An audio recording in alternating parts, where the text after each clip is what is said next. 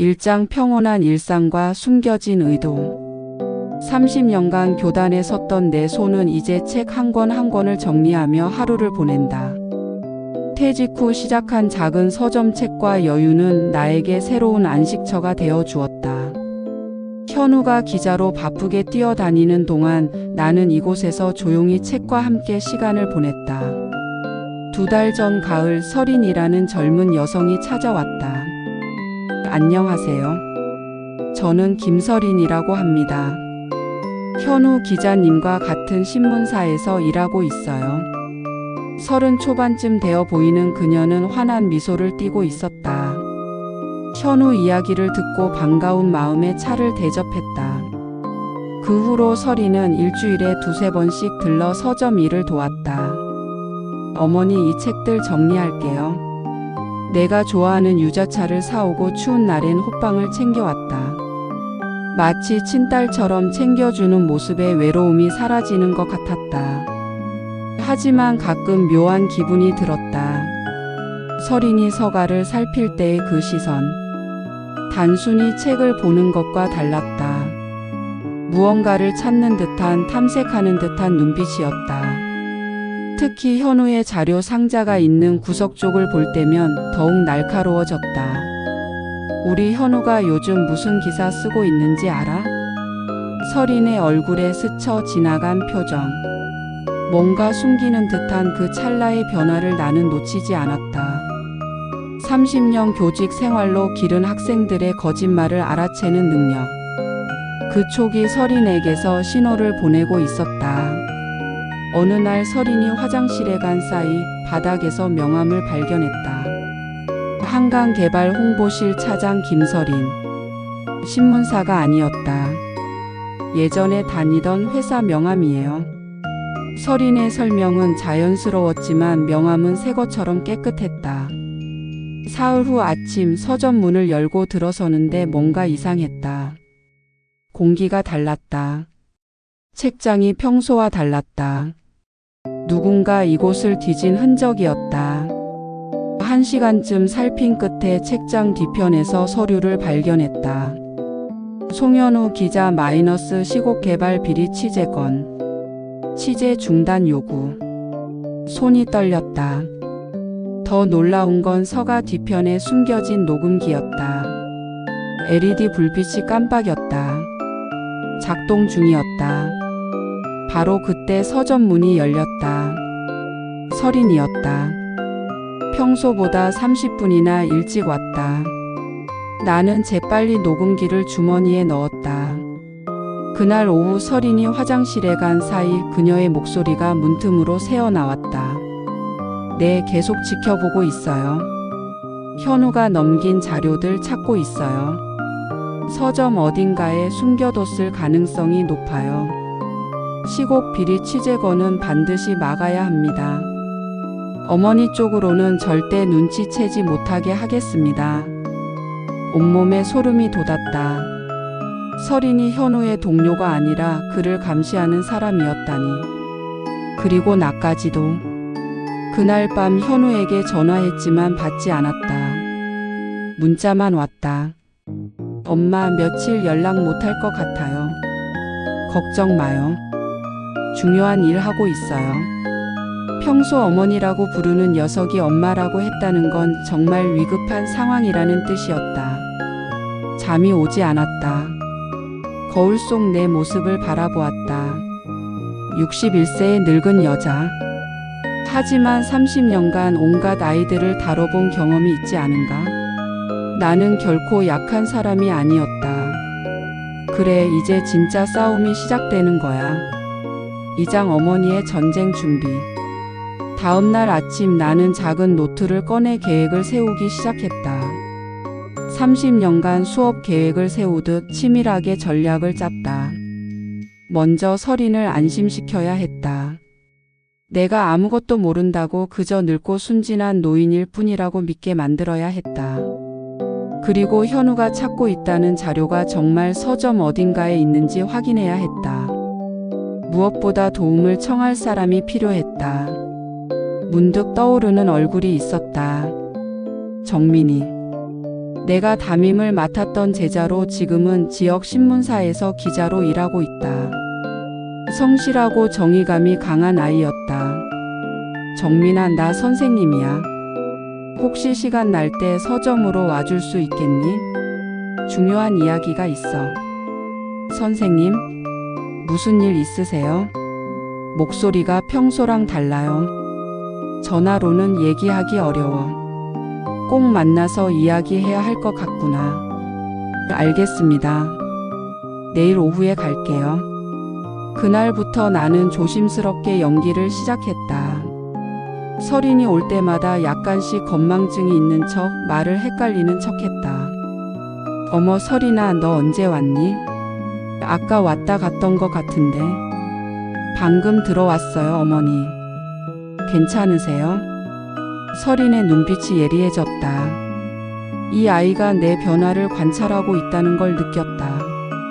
며칠 후 나는 더 과감해졌다. 현우 이야기를 꺼낼 때 일부러 헛소리를 섞어 넣었다. 우리 현우가 요즘 무슨 회사 비리 취재한다고 했던가? 아니, 스포츠 기사였나? 기억이 가물가물해. 설인이 몸을 앞으로 기울였다. 눈빛이 날카로워졌다. 어떤 회사요, 어머니? 글쎄, 한진이었나 현대였나? 아, 나이 먹으니 기억이 영 안 되네. 거짓말이었다. 시곡개발이라는 이름을 정확히 알고 있었다. 하지만 설인에게는 잘못된 정보를 흘려주기로 했다. 같은 질문을 3번이나 반복하고 물건을 어디 뒀는지 까먹는 척했다. 내 안경 어디 있지? 어머니 지금 쓰고 계세요. 어머, 그러네. 하. 설인은 점점 자신감을 드러내기 시작했다. 나를 통제할 수 있다고 생각하는 것 같았다. 더 노골적으로 서점을 뒤지기 시작했고 내 앞에서도 서슴없이 책장을 열어보았다. 그 사이 정민이를 만났다. 선생님, 20년 만에 만나는 제자는 어엿한 어른이 되어 있었다. 나는 그동안의 일들을 조심스럽게 털어놓았다. 설인의 정체 엿들은 대화, 발견한 서류와 녹음기. 그리고 현우가 위험에 처해 있다는 것. 정민은 진지한 표정으로 듣더니 노트북을 꺼냈다. 선생님, 시곡개발이요. 지금 업계에서 엄청 큰 이슈예요. 신도시 개발 프로젝트인데 입찰 과정에서 뇌물과 담합 의혹이 있어요. 게다가 정치권 인사들까지 연루되어 있다는 소문이 돌고 있고요. 그럼 현우가 그걸 취재하고 있었던 거야? 네, 현우 선배가 이 건을 팠다간 정말 대박이에요. 하지만 동시에 엄청 위험하죠. 관련된 사람들이 워낙 거물들이라. 정민은 잠시 생각하더니 말을 이었다. 선생님, 제가 알아보고 적절한 곳에 제보하겠습니다. 그리고 현우 선배 안전도 확인해 볼게요. 고맙구나, 정민아. 선생님이 저 가르치실 때 늘 말씀하셨잖아요. 불의를 보고 침묵하는 건 방관자가 되는 것이라고요. 저도 이제 기자가 됐으니 선생님 가르침을 실천할 때죠. 정민의 말에 눈시울이 뜨거워졌다. 내가 뿌린 씨앗이 이렇게 자라고 있었다. 그런데 선생님, 지금부터가 중요해요. 설인이라는 사람이 계속 서점을 드나들 텐데 절대 내색하시면 안 돼요. 오히려 더 허술한 모습을 보여주세요. 알았어. 30년 교단 생활이 헛되지 않을 거다. 며칠 뒤 정민은 작은 녹음기를 건넸다. 이거 옷에 달아두시면 돼요. 설인이 찾아올 때마다 녹음하세요. 그리고 현우가 예전에 맡겨둔 USB 2개와 서류 뭉치를 찾아냈다. 그것들은 이미 정민에게 안전하게 넘긴 상태였다. 설인이 아무리 찾아도 찾을 수 없을 것이다. 이제 본격적인 전쟁이 시작되었다. 하지만 나는 혼자가 아니었다. 30년간 가르쳤던 제자들이 내 편이었다. 삼장 긴장의 고조와 폭풍 전야. 2주가 지나자 설인이 조급해하기 시작했다. 어머니, 현우 기자님한테 언제 마지막으로 연락 받으셨어요? 글쎄, 언제였지? 작년이요? 그렇게 오래됐어요? 아니지, 지난달? 아, 기억이 안 나네. 설인의 얼굴이 일그러졌다. 침착함을 잃어가고 있었다. 어머니, 혹시 현우 기자님이 보낸 택배나 소포 같은 거 받은 적 없으세요? 택배? 아, 그거 말이지. 언제 하나 왔었는데. 설인의 눈이 커졌다. 그게 뭐였어요? 어디 있어요? 뭐였더라? 책? 아니면 옷? 기억이 안 나네. 어디 뒀는지도 모르겠고. 찾아보세요. 중요할 수도 있어요. 설인의 목소리가 높아졌다. 처음으로 다급함을 드러냈다. 가면이 금이 가고 있었다. 며칠 동안 나는 설인과의 대화를 모두 녹음했다. 그녀가 은근슬쩍 던지는 질문들, 현우의 행방을 캐묻는 말들, 그리고 가끔 흘리는 협박 섞인 경고들. 어머니, 요즘 세상이 험악해요. 괜한 일에 휘말리면 안 돼요. 무슨 소리야? 그냥 현우 기자님도 조심하셨으면 좋겠어요. 너무 깊이 파다가는 다칠 수도 있으니까요. 이 모든 대화가 녹음되고 있었다. 그 사이 정민은 착착 일을 진행하고 있었다. 선생님, 현우 선배 안전합니다. 제가 확인했어요. 지금 안전가옥에 숨어 있어요. 정말? 다행이다. 그리고 선배가 넘긴 자료들 정말 대단해요. 이거 제대로 터지면 정권이 흔들릴 수도 있어요. 정민은 몇 명의 동료 기자들과 함께 움직이고 있었다. 현우의 취재 내용을 검증하고 추가 취재도 하고 있었다. 드디어 그날이 왔다. 정민에게서 전화가 왔다. 선생님, 내일 아침 기사 나갑니다. 내일? 네. 일면 톱으로 나가요. 시곡개발 비리 의혹 정치권까지 연루. 준비하세요. 손이 떨렸다. 드디어 끝이 보이는 걸까? 그리고 선생님, 내일 설인이 찾아올 거예요. 아마 굉장히 화가 나 있을 거고요. 알았어. 저희도 갈게요. 선생님 혼자 두면 위험해요. 그날 밤은 잠을 이룰 수 없었다.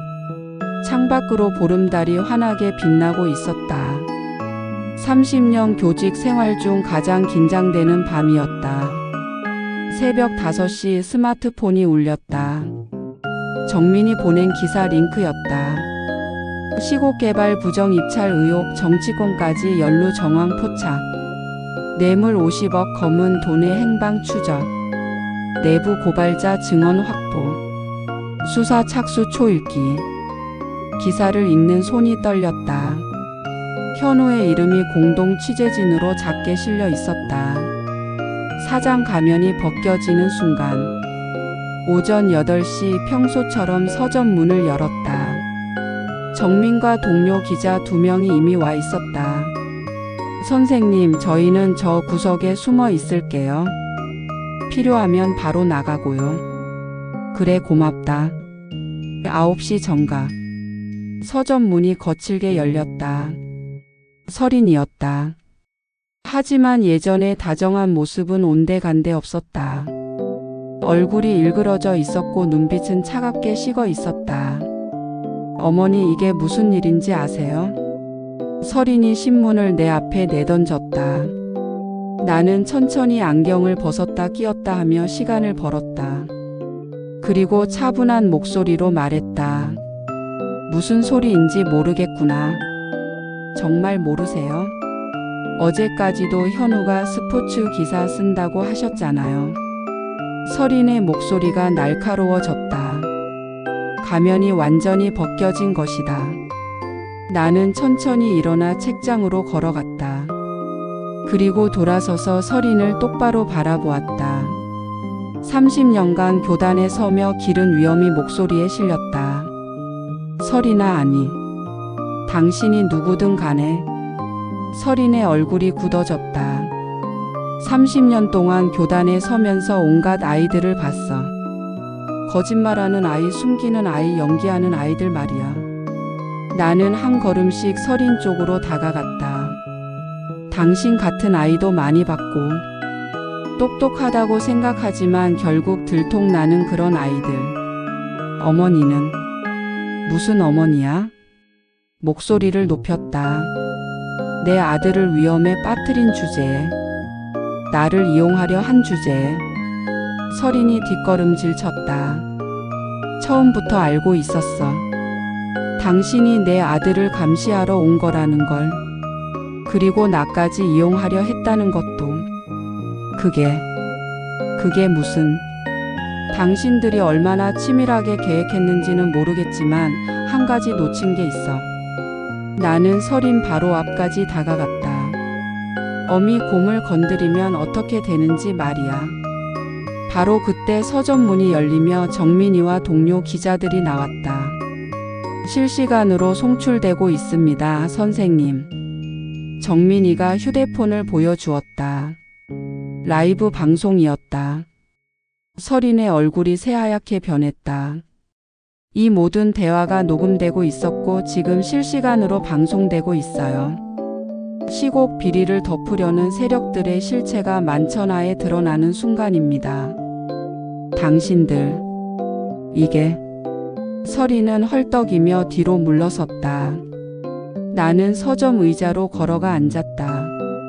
그리고 평소처럼 책을 한 권 집어들었다. 서린 씨, 아니 당신의 진짜 이름이 뭐든 상관없지만. 책장을 넘기며 창밖을 바라보았다. 내가 단순한 늙은 여자로만 보였나?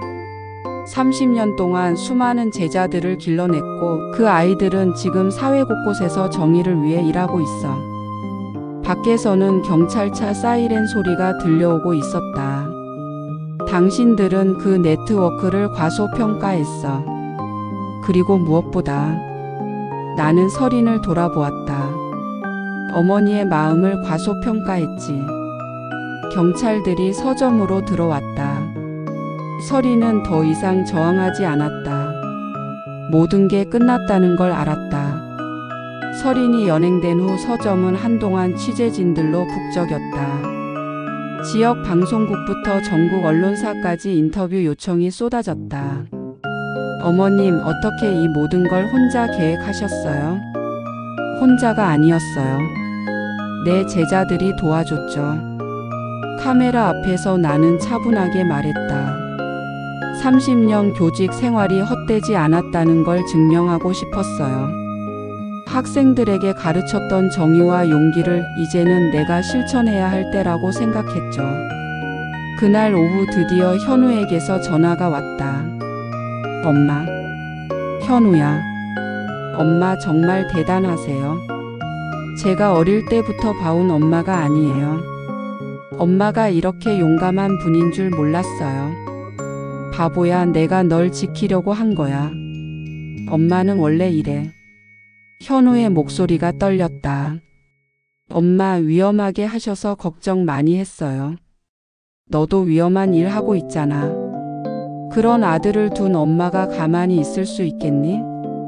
이제 다 끝났어요. 검찰이 수사에 착수했대요. 엄마가 확보해준 증거들 덕분에 수사가 급물살을 타고 있어요. 그거면 됐다. 빨리 와. 네, 엄마. 사랑해요. 전화를 끊고 한참을 멍하니 앉아 있었다. 긴장이 풀리자 눈물이 났다. 그동안 참았던 두려움과 걱정이 한꺼번에 쏟아져 나왔다. 일주일 후 시곡개발 비리 사건은 검찰 수사로 이어졌다. 정치인 3명과 기업인 10여 명이 구속됐다. 그리고 서린의 진짜 정체도 밝혀졌다. 한강개발 홍보실 직원이 맞았지만 실제로는 로비스트로 활동하며 언론을 조작하는 일을 해왔다. 현우는 이 사건으로 올해의 탐사보도상 후보에 올랐다. 선생님. 서점 문이 열리며 옛 제자들이 우르르 들어왔다. 정민이를 포함해 10여 명의 제자들이었다. 선생님, 저희가 선생님 인터뷰 영상 봤어요. 선생님 정말 멋있으셨어요. 제자들의 웃음소리에 서점이 가득 찼다. 30년 전 교실에서 보던 그 아이들이 이제 어엿한 어른이 되어 내 앞에 있었다. 애들아, 다들 이렇게 훌륭하게 자라줘서 선생님이 자랑스럽다. 선생님이 가르쳐 주신 덕분이에요. 정민이가 말했다. 정의는 멀리 있는 게 아니라 우리 곁에 있다고. 작은 실천이 모여 큰 변화를 만든다고 늘 말씀하셨잖아요. 그래, 선생님이 그랬지. 그날 밤 문을 닫고 집으로 돌아가는 길. 가로등 불빛이 만드는 그림자는 이제 더 이상 무섭지 않았다. 오히려 든든한 동행처럼 느껴졌다. 휴대폰에 현우에게서 문자가 왔다. 엄마, 내일 저녁에 집에 갈게요. 엄마 좋아하는 꽃게 사갈게요. 그동안 고생하신 거 제가 다 알아요. 세상에서 가장 멋진 우리 엄마 사랑합니다. 문자를 읽으며 빙그레 웃었다. 그래, 이 모든 것이 같이 있었다. 5장 에필로그 -1년 후 새로운 시작. 1년이 흘렀다. 서점 책과 여유는 이제 지역 명소가 됐다. 정의의 서점이라는 별명이 붙으면서 많은 사람들이 찾아왔다. 특히 젊은 기자, 지망생들과 사회운동가들이 자주 들렀다. 현우는 더 큰 언론사로 스카웃됐고 정민이는 탐사보도팀장으로 승진했다. 그날 함께했던 제자들은 정의연대라는 이름으로 정기적인 모임을 시작했다.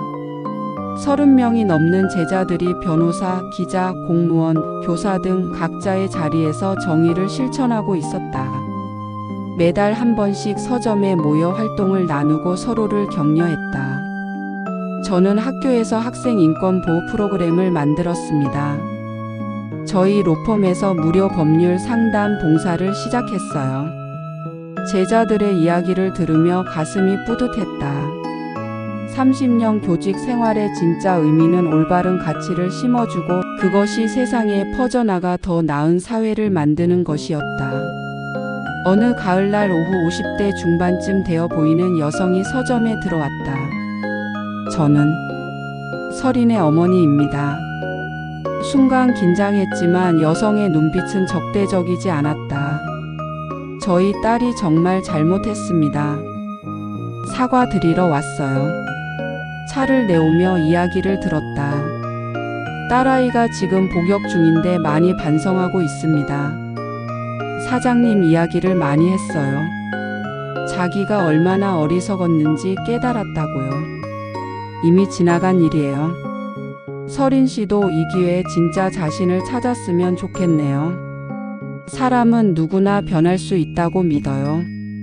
설인의 어머니가 떠나고 창밖을 바라보았다. 은행나무 잎이 노랗게 물들어가고 있었다. 1년 전 이맘때와 달리 지금은 평화와 희망이 있었다. 휴대폰이 울렸다. 정민이가 보낸 사진이었다. 정의연대 회원들이 봉사활동하는 사진. 사진 속에는 현우도 있었다. 아이들에게 책을 읽어주고 있는 모습. 서점 창가에 걸린 액자를 바라보았다. 세상에서 가장 용감한 엄마, 가장 멋진 선생님께. 선생님의 가르침은 우리의 삶이 되었습니다. 정의연대 일동. 서점 문이 열렸다. 젊은 여학생이 들어왔다. 추천해 주실 책 있으세요? 정의와 용기에 관한 책이요. 저도 뭔가 할 수 있는 일이 없을까 고민 중이에요. 순간 가슴이 뭉클했다. 저 젊은 눈빛 속에서 예전 내 제자들의 모습이 보였다. 그럼 이 책은 어때요? 평범한 사람들이 어떻게 세상을 바꿀 수 있는지에 대한 이야기예요. 여학생이 책을 받아들며 눈을 빛냈다. 감사합니다. 혹시 사장님이 그분 맞으세요? 뉴스에서 봤어요. 정말 존경합니다. 에이, 그냥 할 일을 했을 뿐이야. 저도 사장님처럼 용기 있는 사람이 되고 싶어요. 저녁 무렵 현우가 들어왔다. 엄마, 그냥 엄마 보고 싶어서요. 현우는 꽃다발을 내밀었다. 엄마 1년 전 오늘이었어요. 엄마가 서린이를 맞닥뜨린 날. 그래서 준비했어요. 눈시울이 뜨거워졌다. 너 그런 것도 기억하고 있었구나. 평생 잊을 수 없는 날인데요. 엄마가 얼마나 대단한 분인지 깨달은 날이에요. 모자는 서점 안에 나란히 앉아 차를 마셨다. 창밖으로는 은행잎이 하나 둘 떨어지고 있었다. 엄마 다음 주에 시상식이에요. 꼭 와주세요. 당연히 가야지. 우리 아들 상 받는데. 현우가 내 손을 꼭 잡았다. 엄마 사랑해요. 나도 사랑한다 아들. 그날 밤 집으로 돌아가는 길은 더 이상 외롭지 않았다. 가로등 아래 그림자도 서늘한 가을 바람도 이제는 친구처럼 느껴졌다. 침대에 누우니 1년 전 이맘때가 떠올랐다. 두려움과 걱정으로 잠 못 이루던 그 밤들. 하지만 그 두려움을 넘어섰기에 지금의 평화가 있었다. 책상 위에는 내일 정의연대 모임에서 나눌 이야기를 적어둔 노트가 있었다. 제목은 평범한 용기. 용기는 특별한 사람에게만 주어진 것이 아니다. 평범한 우리 모두가 가진 것이다. 다만 그것을 꺼낼 용기가 필요할 뿐이다. 휴대폰에 메시지가 왔다. 서린의 어머니였다. 선생님, 오늘 딸과 면회하고 왔습니다. 딸이 교도소에서 검정고시 공부를 하고 있대요. 나중에 사회복지학을 공부하고 싶다고 합니다. 선생님 덕분에 딸이 새 삶을 꿈꾸고 있어요. 메시지를 읽으며 미소가 지어졌다. 서린도 변하고 있었다. 사람은 언제든 변할 수 있다. 그것이 내가 30년간 교단에서 배운 가장 중요한 교훈이었다. 창밖으로 별이 빛나고 있었다. 수많은 별들이 각자의 자리에서 빛을 내고 있었다. 우리도 마찬가지다. 각자의 자리에서 작은 빛을 내며 세상을 밝히는 것. 눈을 감았다. 평화로운 잠이 찾아왔다. 그리고 꿈을 꾸었다. 서점이 따뜻한 빛으로 가득하고 수많은 사람들이 책을 읽으며 미소 짓는 꿈. 평범하지만 아름다운 꿈이었다. 그것은 꿈이 아니라 현실이 되어가고 있었다. 왜냐하면 나는 누군가의 선생님이고 누군가의 엄마이고 정의를 실천하는 한 시민이니까.